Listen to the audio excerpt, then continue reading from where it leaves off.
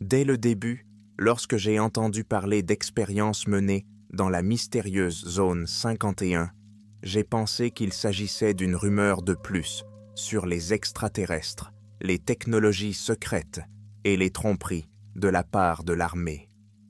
C'est alors que j'ai été approché par un homme qui s'est présenté comme un ancien ingénieur des projets spéciaux ayant travaillé longtemps dans les profondeurs de cette base. Son récit était trop détaillé et trop effrayant pour qu'on puisse facilement le considérer comme un délire. Lorsqu'il a commencé à décrire les laboratoires souterrains, les couloirs effrayants et les expériences sur les créatures vivantes, j'ai eu des frissons. Il a juré avoir vu des preuves de croisement entre l'ADN humain et l'ADN reptilien. Lorsque j'ai compris à quoi ces expériences avaient abouti, j'ai été vraiment dégoûté. Aujourd'hui, je veux raconter l'histoire telle que je l'ai entendue, en essayant de ne pas cacher les détails horribles. Dans ce récit, il n'y aura pas de longs arguments ni de conclusions, seulement un enchaînement d'événements qui révèle un aspect horrible de la réalité et vous fait regarder le pouvoir aux États-Unis d'une manière complètement différente. La rencontre avec l'ingénieur, appelons-le Martin, a eu lieu en pleine nuit dans un petit motel où les voyageurs occasionnels séjournent rarement. Il était assis dans le coin le plus éloigné de la pièce, les sourcils froncés, fatigué, les yeux striés de rouge. Il semblait ne pas avoir dormi depuis 24 heures. Ses sacs l'entouraient, comme s'il était prêt à s'enfuir à tout moment. Lorsque je suis entré, il a levé les yeux et m'a fait signe de m'asseoir à côté de lui.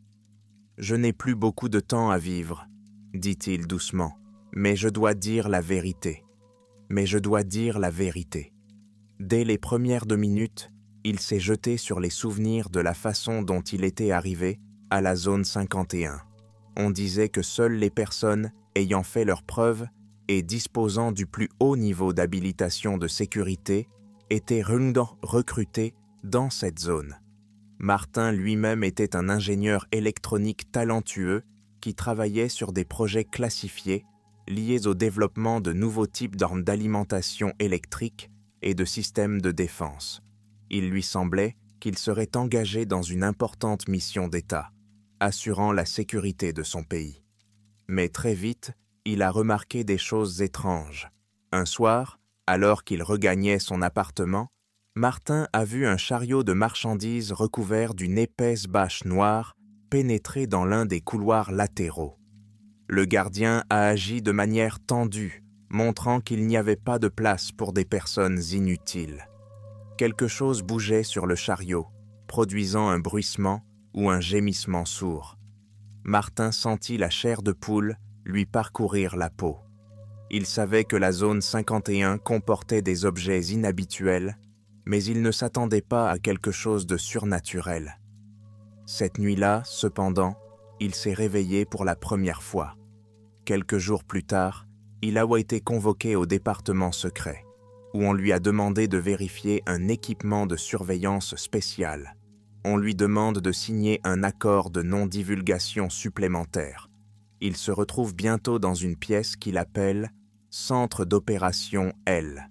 Des écrans montrent des caméras provenant de différentes zones du complexe souterrain. Il voit des rangées de tables de laboratoire, des salles vitrées, des capsules contenant un liquide multicolore à l'intérieur duquel quelque chose bouge. Le superviseur, un homme sévère aux traits acérés, lui explique que Martin doit assurer la maintenance de la partie électronique des systèmes de maintien en vie de spécimens biologiques spéciaux. L'expression du visage du superviseur était comme s'il s'attendait à une réaction d'horreur, mais Martin se contenta d'acquiescer, essayant de ne pas poser trop de questions. Plus tard, seul avec l'équipement, Martin réussit à faire apparaître une image provenant d'un des compartiments les plus secrets. Ce qu'il vit lui fit littéralement perdre pied. Dans le cadre, des créatures à moitié humaines, mais aux traits nettement reptiliens, peau écailleuse sur les bras, pupilles étirées à la verticale, lèvres minces donnant à leur bouche une expression anormalement bestiale. Ils étaient nus jusqu'à la taille, le bas de leur corps étant couvert par des vêtements chirurgicaux. Ils étaient enfermés dans leurs cellules comme des rats de laboratoire, mais leur santé mentale n'était pas remise en question. Martin, figé devant l'écran, se rend compte qu'il est tombé sur quelque chose que ses supérieurs ne veulent manifestement pas rendre public. Dans sa confession, Martin explique que, d'après ses impressions, ces créatures hybrides sont nées de programmes lancés il y a de nombreuses années. L'idée de base était d'utiliser du matériel génétique reptiloïde, supposé provenir de certaines créatures tombées entre les mains du gouvernement américain. Les scientifiques pensaient que cet ADN pouvait conférer des capacités uniques, régénération rapide, endurance accrue, esprit vif, vitesse de déplacement inhumaine. Au niveau théorique, si l'on croisait le génome humain avec ce génome reptiloïde, on obtiendrait une nouvelle forme biologique améliorée. Les militaires rêvaient d'avoir des soldats qui ne se fatiguent pas, qui n'ont pas peur et qui n'ont pas besoin de beaucoup de ressources. Au début des expériences, les scientifiques ont été confrontés à de fortes mutations. Certains hybrides sont nés totalement invivables, d'autres se sont développés, mais ont fait preuve d'une agressivité monstrueuse. Certains ont dû être endormis parce qu'ils se jetaient sur les gens, rongeant leur chair. Mais les militaires ne se sont pas arrêtés.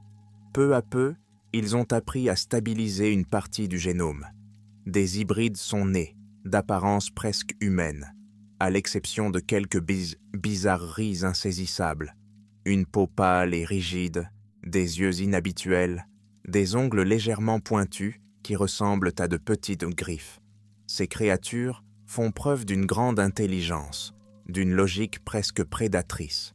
Martin se souvient que son cœur s'est presque arrêté lorsqu'un adolescent a été amené au laboratoire un jour.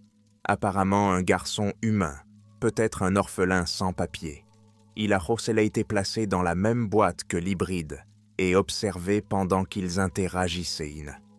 Selon M. Martin, les expérimentateurs voulaient tester la réaction de l'hybride face à un humain normal. La réalité s'est avérée terrible. L'hybride s'est comporté comme une bête, a observé, étudié, puis attaqué brutalement sa victime, la blessant gravement avec ses griffes acérées. Quelques instants plus tard, les techniciens du laboratoire ont administré un gaz immobilisant. Mais il était trop tard. Le garçon saignait et personne ne voulait le sauver, comme s'il n'était pas un être humain, mais un objet consommable. Martin a déclaré que c'est après cet incident qu'il a décidé qu'il ne pouvait plus rester silencieux. Il avait réussi à conserver quelques enregistrements en travaillant avec des systèmes de surveillance. Mais il a été encore plus effrayé lorsqu'il a appris que les hybrides ne sont pas seulement maintenus en isolement. Il existe un niveau distinct dans ces salles souterraines où sont rassemblés les individus qui ont réussi à atteindre un degré élevé de mimétisme, c'est-à-dire qu'ils ont appris à ressembler à des humains normaux en cachant presque complètement leurs caractéristiques reptiliennes. Martin en a été convaincu lorsqu'il a vu l'un des principaux conservateurs du projet, qui, sous une lumière normale, avait l'air tout à fait humain, à l'exception de ses yeux qui brillaient d'une lumière légèrement artificielle. Mais dans le spectre de la caméra de vision nocturne, sa peau présentait un motif écailleux distinctif et ses traits étaient déformés, montrant qu'il n'était pas humain au sens plein du terme. Que s'est-il passé ensuite? Selon le récit de Martin, certains des hybrides n'ont même pas eu besoin d'injections quotidiennes pour conserver leur apparence humaine. Ils ont appris à contrôler leur métabolisme et leur apparence à un niveau qu'un humain normal ne pourrait jamais atteindre. Plus important encore, les autorités voulaient donc les utiliser comme agents spéciaux, en les intégrant dans diverses structures pour mener à bien des missions secrètes. Comme les hybrides avaient un minimum de compassion et de principes moraux, mais aussi un calcul froid, ils suivaient facilement les ordres les plus terribles. Certains de spécimens, ayant acquis un accès suffisant à la technologie et à la liberté, ont commencé à quitter les laboratoires. Ils pouvaient utiliser leurs relations et leur apparence humaine pour quitter la zone 51 à l'insu de leurs supérieurs. Les militaires pensaient donc avoir tout sous contrôle, mais en réalité, les hybrides faisaient déjà des ravages dans les hautes sphères du pouvoir. Tout se passe en secret. Certains hauts responsables américains changent soudain de mentalité, prennent des décisions étranges, retirent des sommes importantes du budget, signent des décrets suspects. Et si l'on en croit Martin, dans certains cas, ce n'était plus le fonctionnaire lui-même, mais l'hybride qui prenait sa place. Martin décrit un cas où une personnalité influente, impliquée dans le travail sur les nouvelles lois en matière de politique étrangère, a été amené dans la zone 51. Officiellement, il était dit qu'il était malade et qu'il serait en congé temporaire. En réalité, il a été gardé dans un service fermé, probablement pour des expériences. Son cerveau a été scanné, des échantillons de tissu ont été prélevés. Peut-être essayait-on d'ajouter un composant reptiloïde à son génome pour améliorer ses capacités. L'expérience a-t-elle réussi? Martin ne connaît pas la réponse exacte, mais presque immédiatement après sa sortie de l'hôpital, la presse a commencé à parler de changements spectaculaires dans le style personnel de ce personnage. Il est devenu froid, a rompu d'anciens liens, a pris des décisions choquantes et a lu dans son regard quelque chose de dur, d'étranger, à l'âme humaine normale.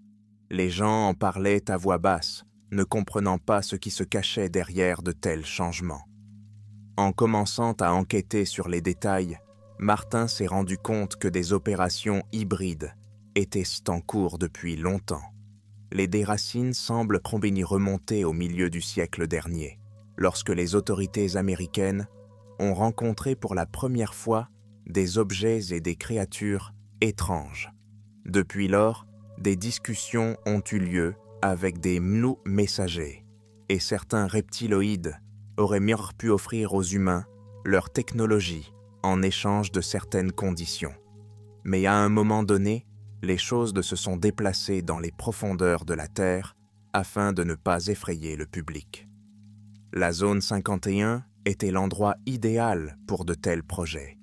Elle était située dans le désert, bien gardée et pratiquement impossible d'accès de l'extérieur. Martin raconte qu'au cours de son travail, il a appris l'existence d'un comité spécial, composé de représentants des plus hauts responsables militaires et des services secrets. Ce comité avait pour mission de superviser l'expérience reptiloïde, d'en vérifier les résultats, de décider quels hybrides devaient être lâchés dans le monde et lesquels devaient être détruits au stade de l'enfance. Et tout serait resté sous contrôle s'il n'y avait pas eu quelques cas où les hybrides ont montré des capacités que les militaires ne soupçonnaient pas. Par exemple, un spécimen était capable de diffuser de puissants messages mentaux à des personnes, les rendant d'abord légèrement suggestibles, puis complètement soumises. Il ne s'agissait pas d'hypnose au sens habituel du terme, mais plutôt d'une pression sur la conscience à l'aide d'un mécanisme inconnu. Un tel hybride pouvait se faufiler dans les couloirs du gouvernement et influencer les décisions prises au sommet. À un certain moment, selon Martin, l'armée elle-même a craint d'avoir créé une force incontrôlable. Mais il était trop tard pour reculer. L'argent, les ressources, des décennies de recherche, tout cela est enfoui dans la zone 51. Abandonner le projet reviendrait à admettre l'échec et à permettre la fuite d'informations, ce qui risquerait de provoquer un énorme scandale. Il décide de continuer, espérant secrètement établir un contrôle plus strict sur les hybrides. Mais lorsque Martin a travaillé suffisamment d'années sur place, il y avait déjà beaucoup d'hybrides. Certains occupaient même certaines positions au sein de la base elle-même, c'est-à-dire qu'ils étaient officiellement humains, portant des uniformes militaires, mais en réalité, ils étaient donc des créatures d'une autre nature. Un jour, Martin surprit une conversation entre deux officiers, ayant accidentellement allumé le microphone en mode écoute. Ils discutaient du fait que l'un des principaux généraux était en fait altéré. C'est ainsi qu'ils appelaient ceux qui avaient subi un mélange avec de l'ADN reptilien. Martin retint son souffle. Cette information signifiait que le cœur du pouvoir militaire était déjà infecté par la présence de non-humains. Les officiers arguent que certains ordres deviennent trop cruels et inhumains. On se demande si les Gon changés n'ont pas l'intention de prendre le contrôle de la majeure partie de l'armée. À en juger par le ton, les officiers eux-mêmes avaient mis peur d'exprimer ces pensées parce qu'ils n'étaient pas sûrs de savoir qui d'autre pouvait les écouter. Pendant un moment, Martin a eu l'impression de marcher sur une glace très fine, mais il n'était pas facile de s'en sortir. Toute personne désobéissante ou trop curieuse risquait d'être envoyée chez les blocs sanitaires, pour ne plus jamais y revenir. Un jour, alors qu'il s'occupait d'un système de communication complexe, Martin est tombé sur une grande archive électronique. Elle contenait des rapports marqués « Top secret », photographies de créatures à différents stades de développement, analyses biochimiques, rapports d'interrogatoire. Au péril de sa vie, il a copié ces documents sur un support externe. C'est grâce à eux qu'il a pris conscience de l'ampleur du désastre. Il s'est avéré qu'au dernier stade de leur développement, les hybrides perdent presque complètement leurs caractéristiques reptiliennes, mais acquièrent des capacités exceptionnelles de manipulation, de traitement rapide de l'information et d'introduction inaperçue dans la société humaine. En regardant ces documents, Martin se rappela les discours étranges de certains politiciens qui demandaient plus de pouvoir pour les services de renseignement, plus de fonds pour l'armée et plus de contrôle sur la population. Tout se mettait en place. Peut-être poussait-il le pays vers une domination encore plus grande, afin de poursuivre la mise en œuvre d'un plan qui profiterait aux reptiloïdes. C'est une théorie qui peut paraître folle, mais Martin en avait trop vu pour en douter. Il m'a raconté qu'il avait lui-même entendu l'un des commandants de la zone 51 mentionner la transformation complète et la préparation de plusieurs hybrides enfin adaptés pour un travail sous couverture dans diverses agences gouvernementales. Et il ne s'agissait apparemment plus d'une expérience, mais d'un plan à grande échelle. Reste à savoir ce qu'il advient des personnes réelles qui sont remplacées par des hybrides. Martin se souvient que, dans l'une des vidéos, un homme ressemblant à un sénateur enlève son masque et dévoile son apparence écailleuse. Bien sûr, on ne peut pas dire qu'il s'agissait d'un masque habituel. Il modifiait simplement une partie de son corps de son plein gré. Le sénateur original avait disparu depuis longtemps, selon les rapports officiels. Tombé malade et retiré des affaires, mais sur les écrans de télévision, continuait à clignoter quelqu'un qui avait exactement la même apparence. Martin a compris qu'il devait s'enfuir avant de devenir une autre victime, et il était de plus en plus convaincu de la gravité de la situation. Il raconte comment il a élaboré un plan, fabriqué de faux laissez-passer, modifié les systèmes de vidéosurveillance. Tard dans la soirée, il est sorti. La seule chose qui l'a sauvé, c'est qu'il avait travaillé avec le système de sécurité et qu'il savait comment désactiver certains détecteurs. Après son évasion, Martin s'est caché en permanence, changeant régulièrement de domicile, craignant que les humains reptiliens ou les gardes de la zone 51 ne se mettent sur sa piste. Il était convaincu d'être traqué, car il détenait d'importants secrets, mais il voulait que les gens sachent la vérité. Pendant que j'écoutais l'histoire, j'ai eu le sentiment que Martin disait la vérité, même si elle semblait fantastique. Chaque détail semblait trop réaliste. Description des laboratoires, procédures, couloirs, mécanismes auxiliaires pour maintenir la température dans les cuves. Référence au code d'accès. Je lui ai demandé s'il y avait des preuves, des photos, des documents. Il m'a répondu qu'il avait réussi à en sauvegarder quelques-uns, mais qu'après son évasion, il ne lui restait que peu de temps pour les crypter ou les transmettre correctement. Il avait caché certains médias dans différents endroits, afin qu'au moins quelque chose puisse remonter à la surface à l'avenir. Le principal cauchemar était que les hybrides étaient déjà devenus des personnages puissants. Ils pouvaient influencer les élections, les décisions du Congrès, les opérations militaires. La question était de savoir ce qu'ils cherchaient exactement. S'ils voulaient enfin soumettre le peuple, il était probable que tôt ou tard, il y aurait des purges massives, des guerres ou d'autres catastrophes qui les aideraient à consolider leur pouvoir. Mais il y a une autre option. Les hybrides, qui se sont habitués à l'environnement humain, peuvent maintenir l'illusion de la démocratie en capitalisant sur les ressources et l'influence. Martin a déclaré que ces êtres n'ont pas de sentiments ou d'affections ordinaires. Ils existent en tant que race de prédateurs qui ont besoin de contrôle et de domination. En l'écoutant, je me suis souvenu des étranges rumeurs qui circulaient depuis longtemps autour de la zone 51. Les gens affirmaient que des contacts avec des espèces non terrestres y étaient membrodés cachés. Ils parlaient parfois d'extraterrestres, à la peau grise. Et quelqu'un a mentionné des reptiloïdes, mais officiellement, tout était démenti. Plus Martin donnait de détails, plus il devenait évident que ces histoires n'étaient pas que la partie émergée de l'iceberg. Le pire, c'est que le gouvernement peut jouer à des jeux, attirer de plus en plus d'équipes scientifiques en sacrifiant le sort des civils. Après tout, lorsque des hybrides se mêlent à la population humaine, personne ne sait qui a déjà du sang reptilien en lui. Il peut s'agir de personnes influentes que tout le monde respecte, ou de nouveaux talents sortis de nulle part. Et s'ils ont une unité de vue, tôt ou tard, ils se frayeront un chemin vers les plus hautes sphères décisionnelles. Martin regarda la fenêtre et raconta que récemment, il avait eu la sensation qu'un hélicoptère simulé, avec imagerie thermique, tournait au-dessus de la maison où il s'était abrité.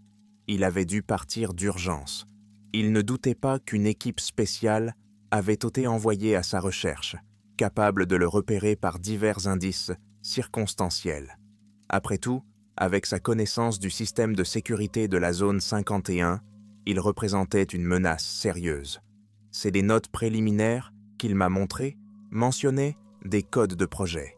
Mirror Snakeskin, Omega Gen, Steel Scales.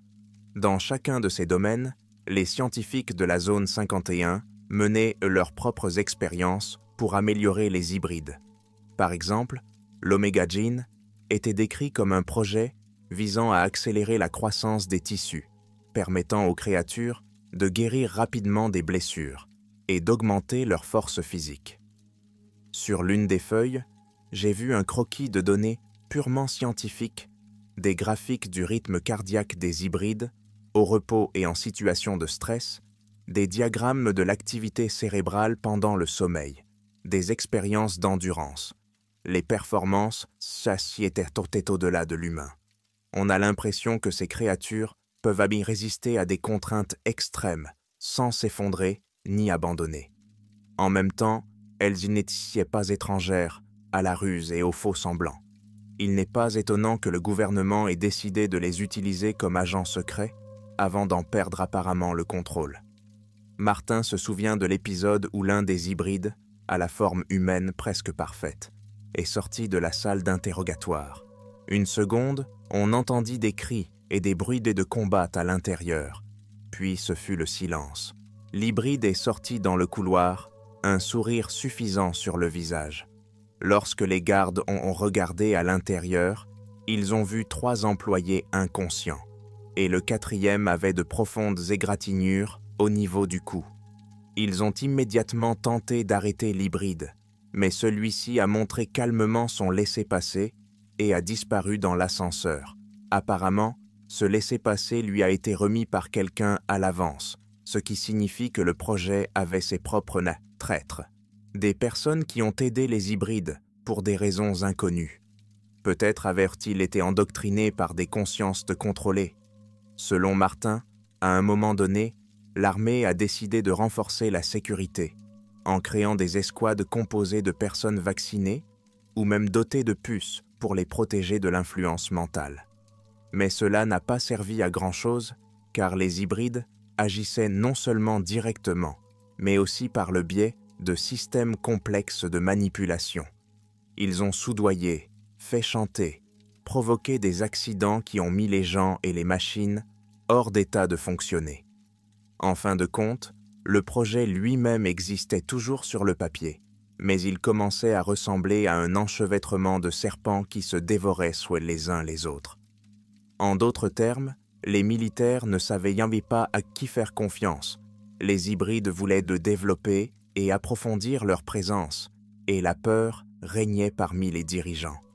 Martin se rend compte que tout cela n'aboutira à rien de bon. Soit les hybrides se dévoileraient un jour au grand jour, soit ils continueraient à étendre leur influence furtivement jusqu'à la domination totale. Il doutait que quelqu'un de l'extérieur puisse croire ce qu'il disait. C'est pourquoi il vivait dans une angoisse perpétuelle, sans espoir d'une vieillesse tranquille.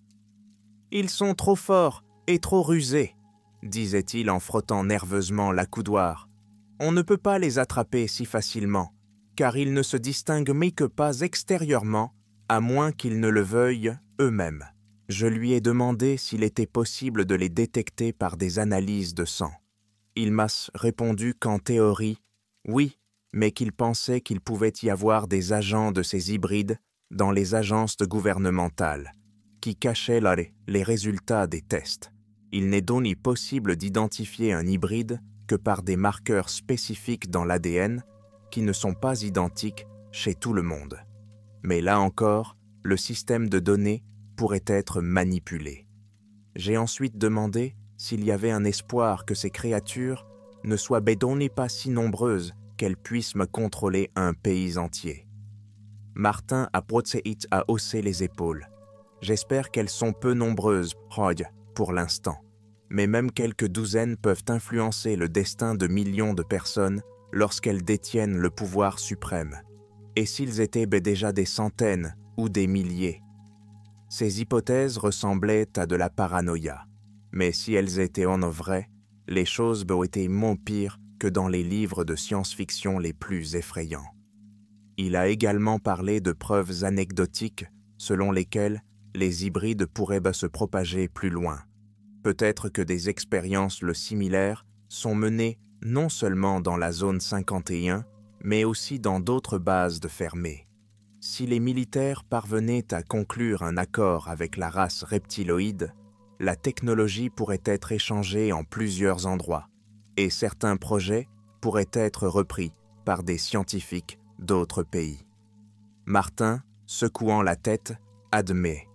Ce qui est triste, c'est que le commun des mortels se contenterait de dire « c'est absurde, l'homme lézard », et c'est tout.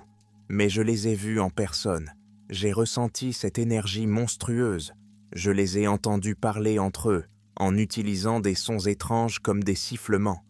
Et puis, ils peuvent passer à un bel anglais poli en un instant. Note, dans le texte russe, nous évitons les mots étrangers, directs, mais nous parlons de la langue des États-Unis. Note de l'auteur. Ils mentent aux gens, mais ils vivent eux-mêmes dans une autre dimension de la moralité. Ils ne sont pas des personnes. Il était resté silencieux un moment, le regard dans le vide. J'ai alors compris que la vie de Martin s'écroulait sous mes yeux parce que cette vérité le rongeait littéralement de l'intérieur.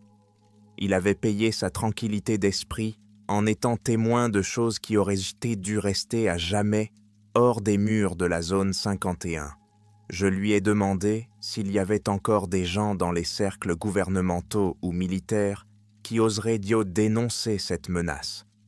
Martin a répondu qu'il avait rencontré des personnes honnêtes au sein de l'armée qui se rendaient compte du danger, mais que la plupart d'entre elles étaient soit relégués à des rôles secondaires, soit maintenus sous surveillance constante. Le système fonctionne pour s'imposer, soupire-t-il. Toute dissidence est réduite au silence. En fait, nous sommes dans une profonde impasse. Si cette vérité est révélée, il y aura une panique générale, voire des émeutes et un effondrement. Ne pas la révéler, c'est donner aux hybrides le pouvoir de s'étendre davantage. Lorsque je lui ai demandé ce qu'il comptait faire, Martin a haussé les épaules. Il ne savait pas où courir. L'enjeu était trop important. Il a parlé de donner une partie de son matériel à un groupe de journalistes indépendants. Mais il s'est aussi rendu compte que les médias pouvaient être contrôlés par les hybrides. Il avait besoin de quelqu'un qui n'avait pas peur de remettre en question l'ensemble du système. Mais ces personnes sont rares, et c'est un cauchemar de vérifier si tout le monde est un enfant trouvé reptiloïde. Martin recommande donc à tous ceux qui entendent de son histoire de rester vigilants, de poser des questions et de ne pas prendre pour acquis ce qui est diffusé d'en haut. Il se pourrait qu'une créature soit assise là-haut et que nous soyons tous de la chair à canon, aurait-il déclaré.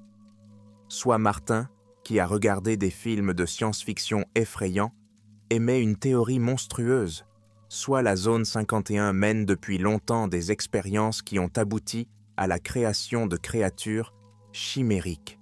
Et maintenant, ces créatures s'infiltrent dans les rangs du pouvoir, soumettant notre réalité à elles de même.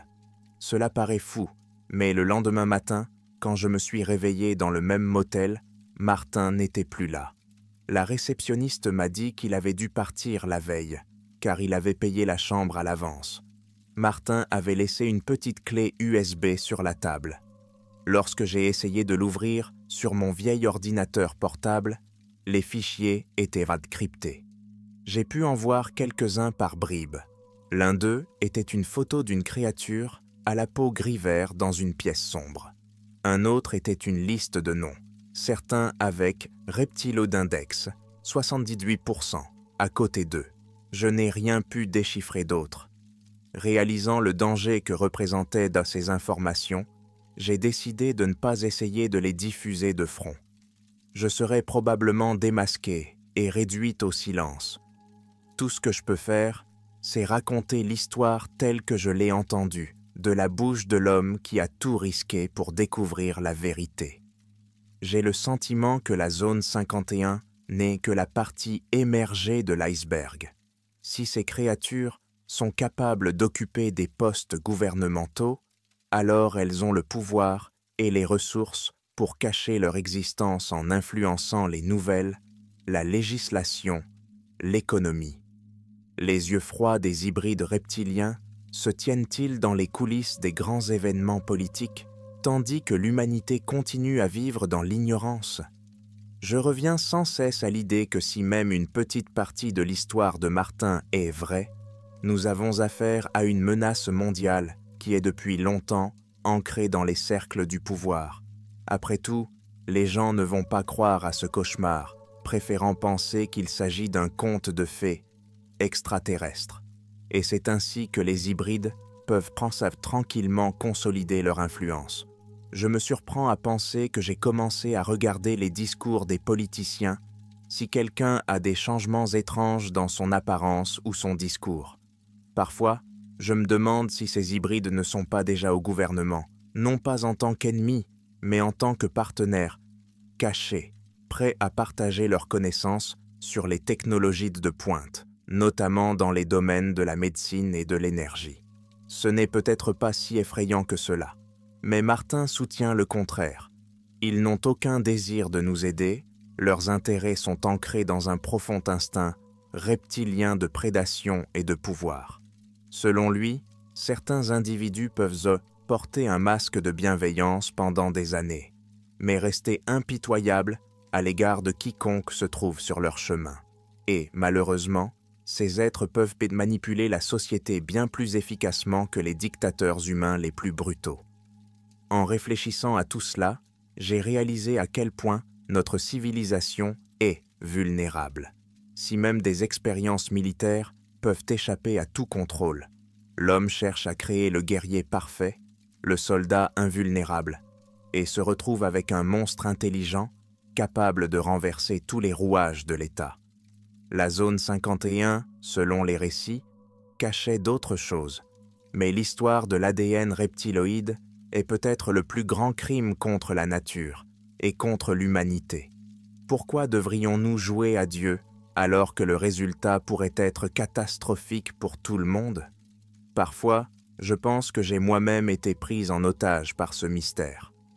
Après le départ de Martin, j'ai remarqué que des voitures banales s'arrêtaient près de l'hôtel et des étrangers sont apparus dans la ville où j'habitais, peut-être des agents des services spéciaux. Je ne peux pas l'affirmer avec certitude, mais mon intuition me dit qu'ils pourraient être dirigés par les gens de la fosse ou leurs sous-fifres, nettoyant avec diligence toutes les fuites. Mais puisque j'ai déjà décidé d'en parler, je ne vais pas m'arrêter. Faites connaître aux gens au moins une partie de l'histoire. Si elle était perçue comme une fiction, c'est très bien. Si quelqu'un la prend au sérieux et commence à chercher des confirmations, peut-être trouvera-t-il d'autres indices.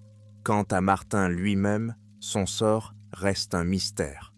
Il a disparu le jour même où il m'a remis ses dossiers. Quelques semaines plus tard, j'ai reçu un court message de sa part. Je suis vivant, mais je suis suivi. Faites attention. Ne faites pas confiance à ceux qui sont trop sûrs d'avoir raison. Il n'y a pas d'étincelle de compassion dans leur regard, seulement de la froideur. Aucune nouvelle depuis lors. Peut-être est-il entré dans la clandestinité, ou peut-être a-t-il été victime de sa propre vérité. J'espère qu'un jour, il refera surface quelque part avec de nouvelles preuves. Après tout, la communauté mondiale a le droit de savoir ce qui se passe au cœur des bunkers souterrains de la zone 51. Dans ses mémoires, il a également mentionné que dans certaines zones secrètes de la base, ils ont trouvé d'étranges nids ou entrepôts ou de grands conteneurs ovales, ressemblant davantage à de la maçonnerie, étaient stockés. Là, les rudiments des futurs hybrides mûrissaient, chaque capsule étant équipée de cordons de survie et d'un mélange de nutriments. On aurait dit la génération d'une nouvelle race élevée en laboratoire. Imaginez des dizaines, voire des centaines de ces œufs, d'où sortiraient des créatures déjà dépourvues de faiblesses humaines et très dangereuses. Peut-être que ce projet particulier a dépassé toutes les limites.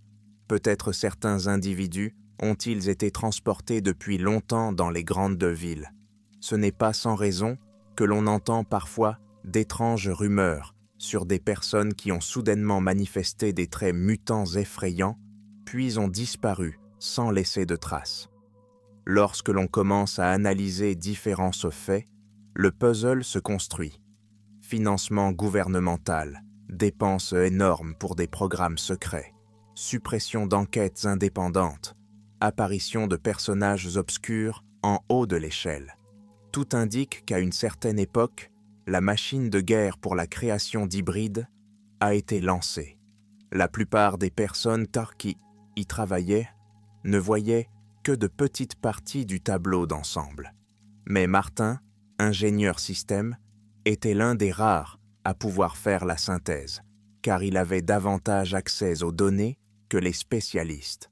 C'est ainsi qu'il s'est rendu compte que le laboratoire ultra secret avait été pris en charge depuis longtemps par une volonté extraterrestre, agissant sous le couvert d'intérêts étatiques. Je ne peux m'empêcher de me demander pourquoi ils n'ont pas encore fait leur apparition au grand jour. Mais d'après Martin, la conscience des reptiloïdes a tendance à s'étendre progressivement. Ils préfèrent s'infiltrer secrètement dans les sociétés, en utilisant les autorités, les médias, l'économie. La confrontation ouverte ne leur sert probablement à rien s'il est possible d'enrôler discrètement le monde entier dans leur réseau. Et ce n'est que lorsque la résistance deviendra impossible qu'ils révéleront peut-être leur vraie nature.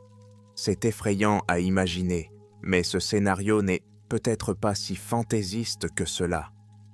Le plus désagréable dans cette histoire, c'est que le citoyen moyen ne peut pas la vérifier à 100%.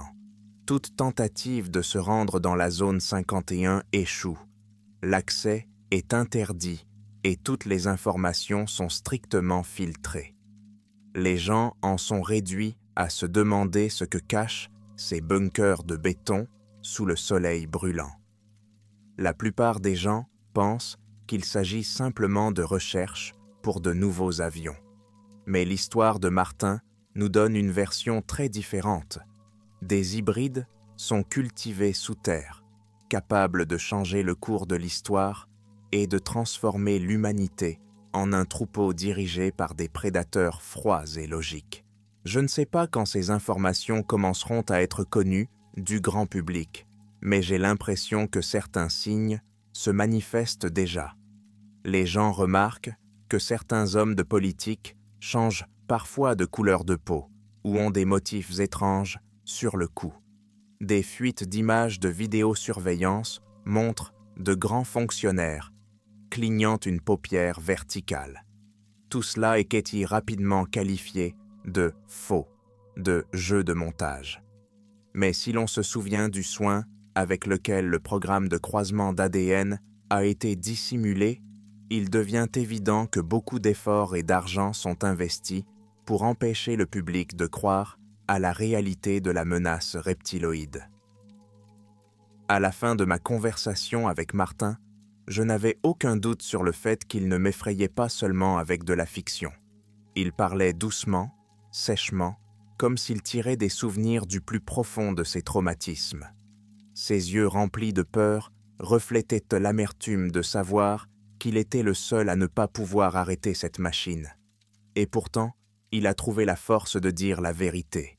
Je ne fais qu'essayer de la diffuser, peut-être dans l'espoir que d'autres s'empareront des faits et poursuivront le combat. Si nous continuons à fermer les yeux, nous découvrirons un jour que notre monde a été écrasé par une force que nous avons préféré taire. Ainsi s'est achevée notre rencontre, qui a laissé un lourd souvenir. Chaque fois que j'entends parler de nouvelles lois ou d'initiatives visant à accroître le contrôle sur les humains, je me souviens des avertissements de Martin. Si des créatures nées dans les entrailles de la zone 51 se promènent effectivement parmi nous, leurs objectifs peuvent être bien plus insidieux que nous ne pouvons l'imaginer. Jusqu'où peuvent-elles aller? Nous ne pouvons que le supposer. Mais une chose est sûre, ce que cachent dans les murs de la zone 51 dépasse depuis longtemps le cadre de la science-fiction. Les hybrides qui ont brouillé la frontière entre l'homme et le reptile sont peut-être déjà entrés dans les grands bureaux, prêts à décider du sort de millions de personnes. Et tandis que nous nous détournons, pensant qu'il s'agit d'une histoire ridicule, ils renforcent leur présence en reformatant le monde pour qu'il corresponde à l'image froide et sans compassion qu'ils ont héritée de la nature reptilienne. Avec le recul, j'essaie de comprendre ce qu'il faut faire si l'histoire de Martin est vraie. Je ne sais pas comment l'aider. Je ne sais pas comment convaincre les gens de faire le tri dans les postes importants. Mais au fond de moi, j'espère qu'il y a des gens qui sont conscients du problème et qui préparent secrètement une contre-action. Peut-être qu'ailleurs, il y a des officiers honnêtes qui ont gardé leur humanité et des scientifiques qui ne veulent pas être les pions d'une expérience monstrueuse. La vérité éclatera probablement tôt ou tard et l'humanité sera alors confrontée à la plus douloureuse des prises de conscience. Nous avons longtemps partagé la planète avec ceux qui n'étaient considérés que comme une légende issue d'une théorie du complot. Ainsi s'achève mon récit sur le mystère de la zone 51 et de l'expérience sur les reptiloïdes, raconté par un ingénieur militaire qui a vu de ses propres yeux toutes les étapes de cette horreur. L'histoire est sinistre et troublante, mais elle n'a pas d'issue définitive. Les hybrides n'ont pas disparu, les expériences ont pu se poursuivre, et les porteurs de sang reptilien sont peut-être aujourd'hui assis à leur bureau, en train de prendre des décisions importantes. En entendant cela, chacun est libre de tirer ses propres conclusions. Certains riront et diront que c'est de la fiction. D'autres y réfléchiront et commenceront à prêter attention aux comportements étranges de certains dirigeants. Quoi qu'il en soit, cette réalité reste un sombre mystère, et la peur de l'inconnu fait trembler le cœur de tous ceux qui regardent, ne serait-ce qu'une fois, dans les coulisses du pouvoir. Et même s'il n'y a pas encore de révélation fracassante, quelque chose au fond de moi me dit que le jour où le monde entier saura est peut-être proche. D'ici là, les reptiles, cachés sous la carapace humaine, continueront à déplacer leurs pièces sur l'échiquier mondial, tandis que les gens ne suivront avec insouciance que les événements visibles et superficiels.